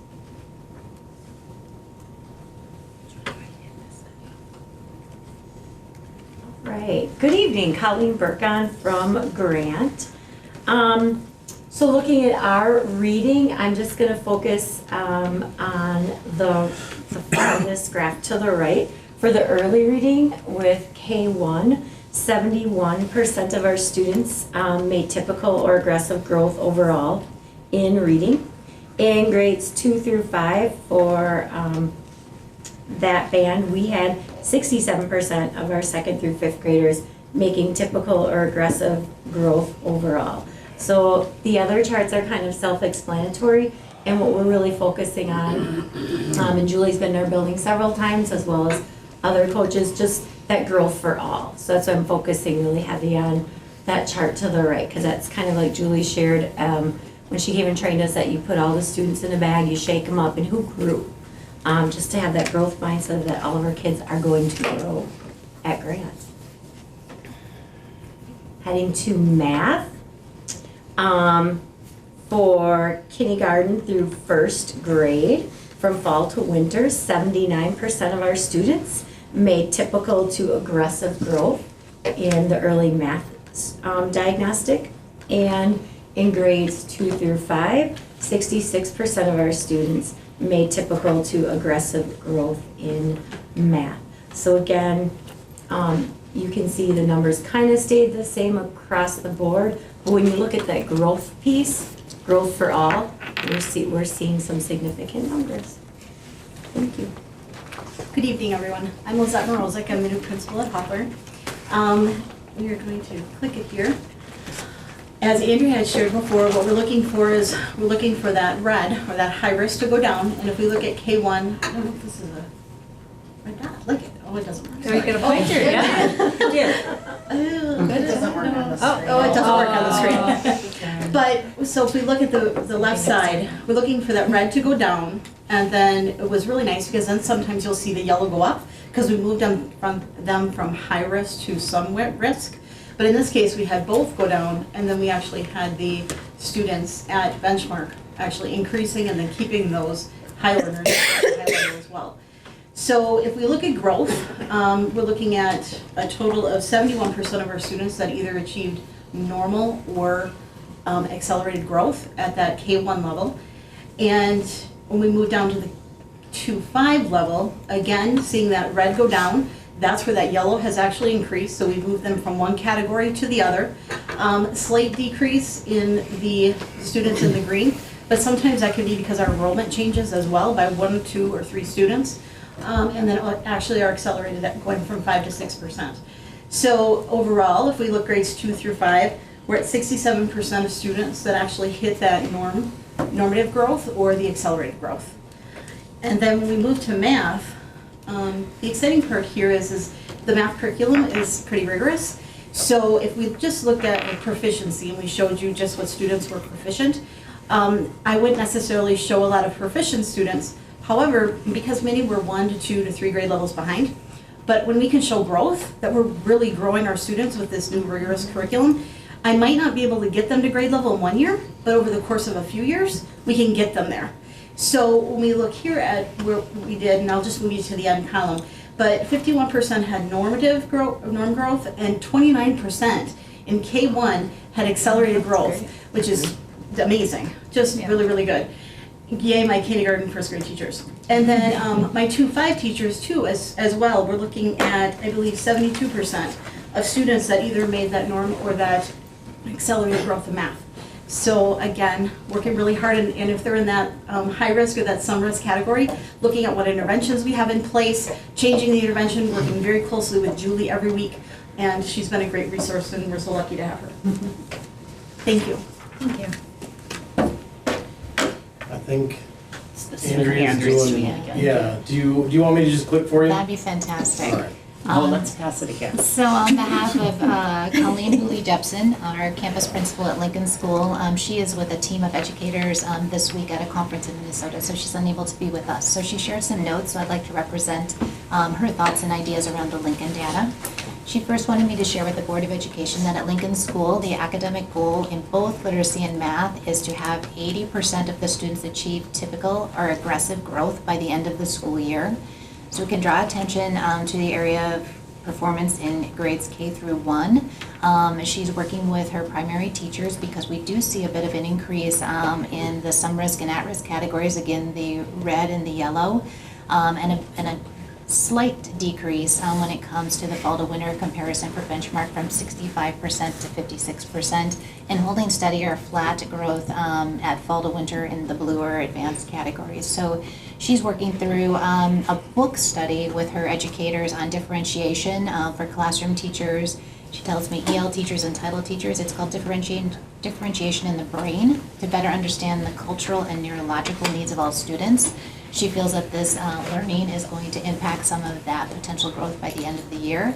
And then we can celebrate in grades 2 through 5 that we have an increase, although slight, from 68 to 69% of students moving in the green area, and then also 4 to 5 in the blue, or an overall growth of about 75%, and that's in reading. Mr. Johnson, will you go to math, please? Thank you. And in math, she would like to celebrate for K1 students that, again, if you look at the graph on the left, we have from 17% to 15% decrease in that area, a little increase in the yellow, holding steady in the green and blue, but overall an increase. And then grades 2 through 5, also an increase. She wanted to draw attention from 47% to 53%, so the green bars, and holding steady at 4% there as well. Thank you, Brent. Hey everybody, Brent Johnson, Jefferson. Batting cleanup, so I always kind of look for like different things to like make sure everybody's awake and engaged here. So You get it easy because it always comes alphabetical, so Libby gets all the hard questions. You guys got to switch this up a little bit. it works out pretty good. Yeah. So having the last name Johnson, the alphabet has never really been in my favor, so it's kind of nice here. It works out, but. You know, we have a panel of superhuman, like administrators, principals, like people that are working super hard. And I think that I look for like things that I think can encapsulate that. So I think to answer your question, Pat, about the data, so we look to dig our well before we're thirsty. It is something that we want to look at the trends. We want to look at, you can look at data all day long. Do you understand it? Do you know what it means really carefully? And then can you use that information to, in our case, impact the instructional efficiency of our different programs and intervention times? So another one that I really like is hope is not a strategy. So we're able to get data that we can act upon. And we're still learning. You know, this program is new and it's in its infancy, but we focus a lot on like, what are we going to do with this? What does that tell us, and how are we going to get them where they need to go? So I guess to further answer your question, I look for blue. So that's what we really want to push those kids towards aggressive growth. If they're not on grade level, getting back takes more than average growth to get you on grade level. And then as far as the left goes, or performance, and that's what we're really shooting for, to move those kids to the advanced levels of understanding in our different subjects. So I'm happy with our progress thus far and excited about calibrating with new tools and training to constantly get better and improve our process and how we do things. So.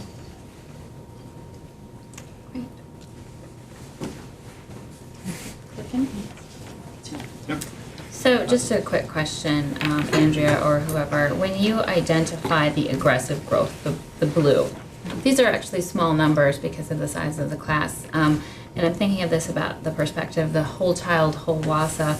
Are you accumulating data that you can say, oh, I've got these 2 students and I know that this happened and that potentially contributed to that aggressive growth, and then comparing it with the other? I'm just curious if there are other things that you're able to identify.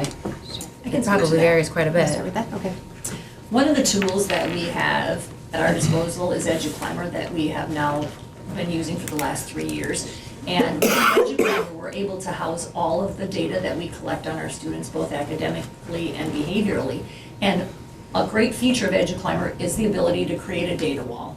And what it does for us is it allows all of the data on students to come in, and we can look at that data across years. We can look at it in terms of interventions, both behaviorally and academically, that have been put in place. So it really gives us a rounded view of what we have done to help support that student. And throughout time, we are able to go back 2 and 3 years and even 4 years to see what interventions have been put in place in terms of reading or math or behavior. So we can see how did all of these pieces come together to help that student move forward. Okay, thanks. Okay, so. Okay, I'm going to take the next 2 slides. The next 2 are basically kind of flyovers of all of the students in the district who are taking this assessment. And so just so you're aware, this would be grades 2 through 9 and some selected students 10 through 12. So this is a representation of that. And if you notice on the category side here, we're looking at roughly 75% of our kids that are basically in typical or aggressive growth, and that kind of held fairly steady from fall to winter. So eventually we want to see those grow, but it's still pretty good numbers, but we'd like to get better. The growth side, just how many kids have grown from fall to winter, as well as about 75%, and those are some very good numbers.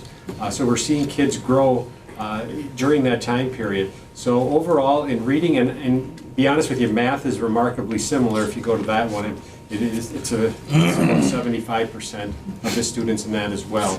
And so just kind of gives you a flyover of where we're at district-wide.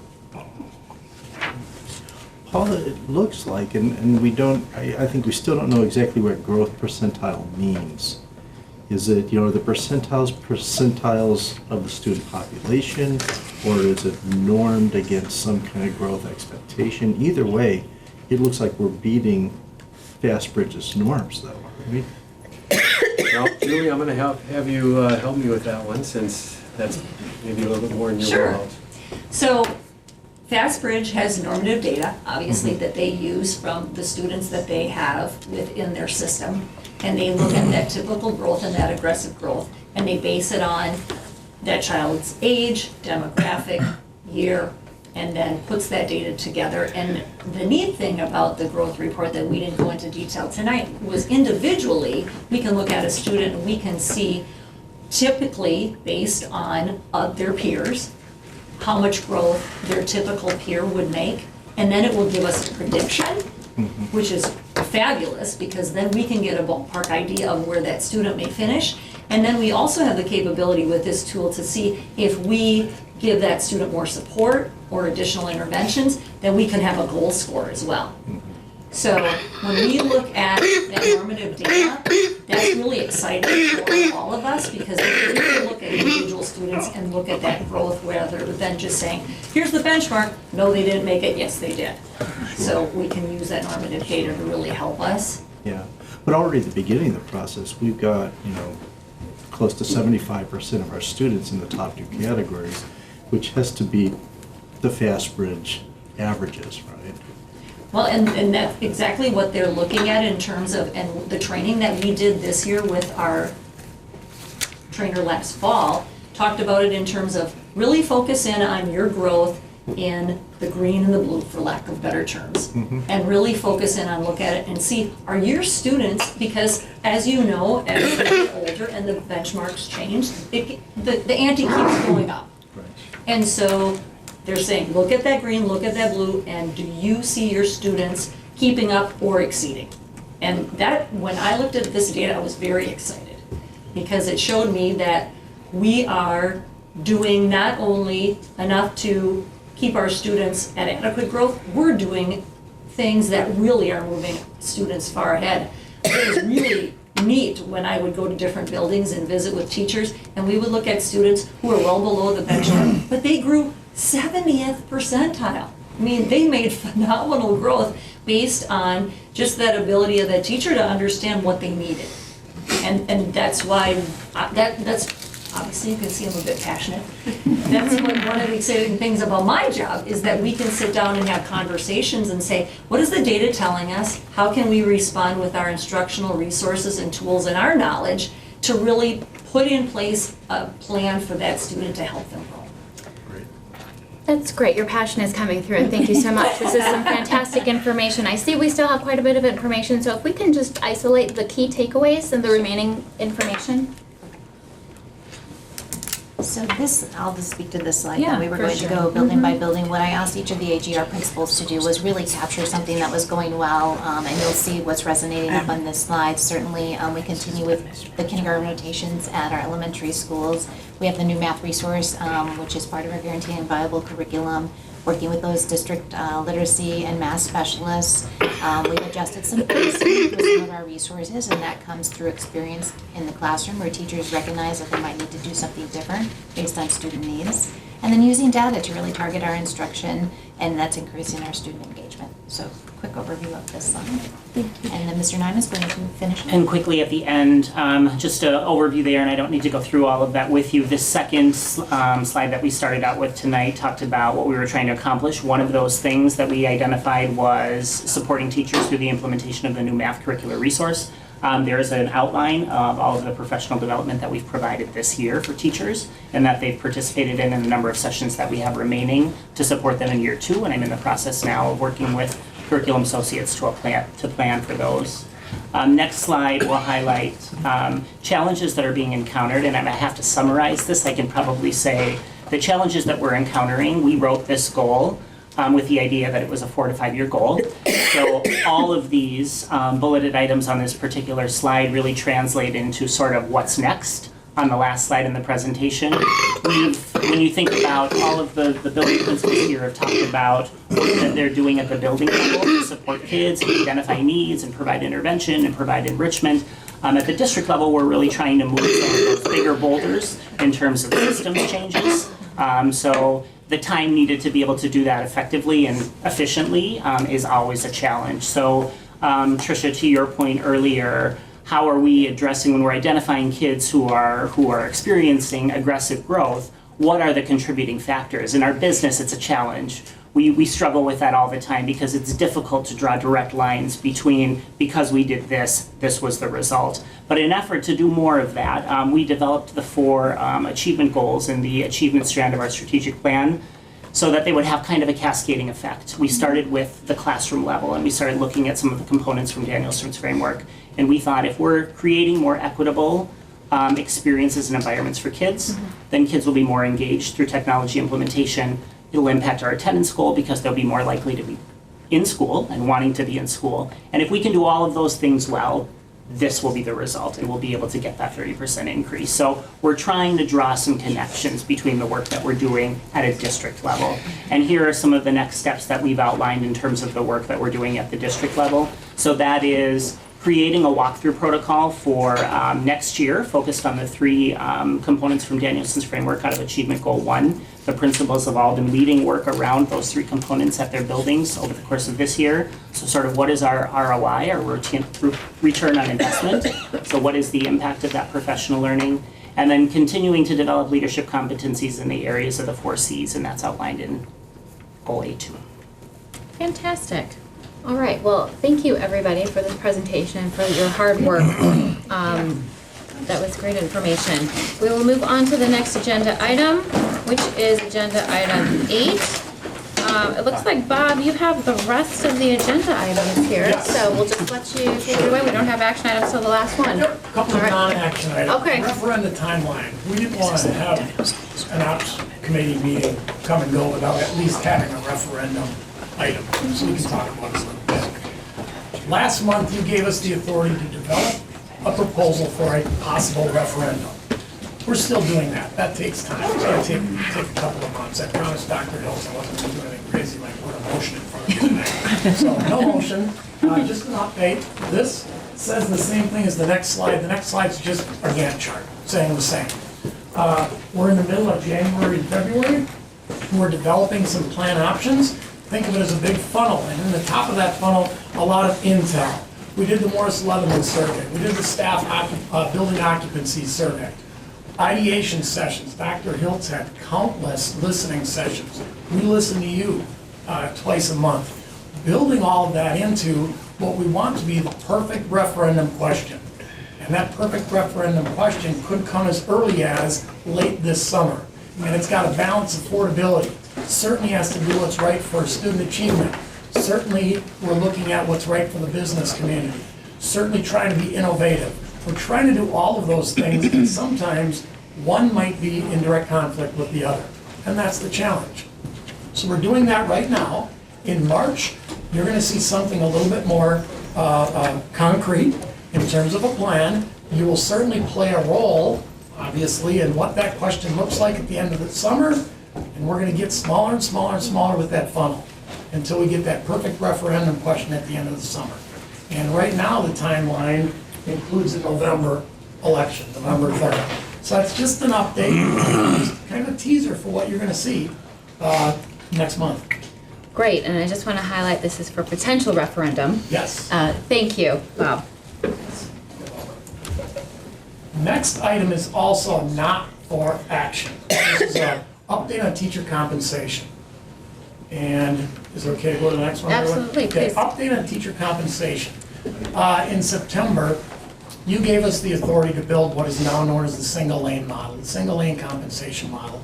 And immediately after that September board meeting, we started an education campaign, awareness, what's the old model, what's the new model, what's the transition look like, and also opportunities for teachers for 5 years in a row to stay on the old model or move to the new model. That window for next year just closed about a week ago. So I just want to give you an update, and it's in the form of a document.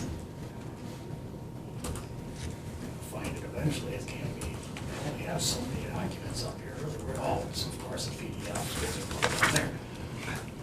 So 5 years in a row, we've got about 700 teachers that might choose to go to the new model, or they might choose to stay on the old model.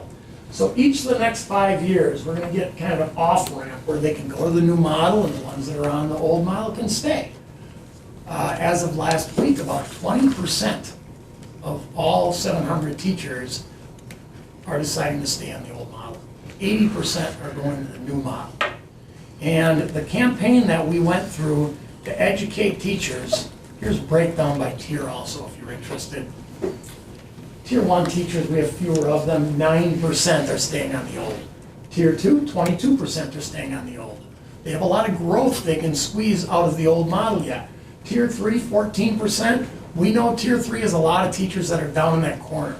And the old model didn't really offer them much.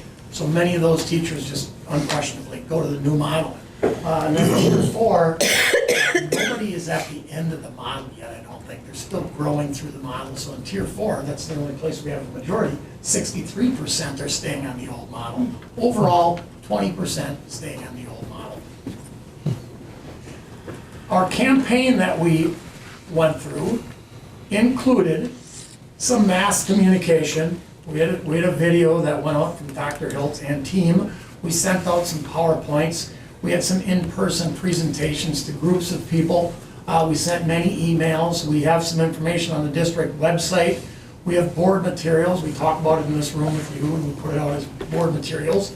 But also individual communications. Of our 700 teachers, we've individually communicated with 243 of them. A lot of questions like, I don't know what the new model is like. Tell me about it, which is best for me. 243 teachers took us up on that, individual communications. 160 of them were face-to-face. Some of them were phone calls, some of them were emails, but 160 unique people met face-to-face with people on the first floor. HR department, business department, combination of people, education department. We meet every Friday to talk about this, as a matter of fact. And every one of those plans, 135 teachers staying on the old, we really looked at every one of the plans to see if it was viable, see if they really understood the model. I just want to say thank you for that. That's amazing service to our teachers and much appreciated. To meet individually with people to help them figure out what's best for them is remarkable. You're welcome, it was enjoyable. So, that's that agenda item, if there are any questions. Okay, great. Let's move on to the last one then.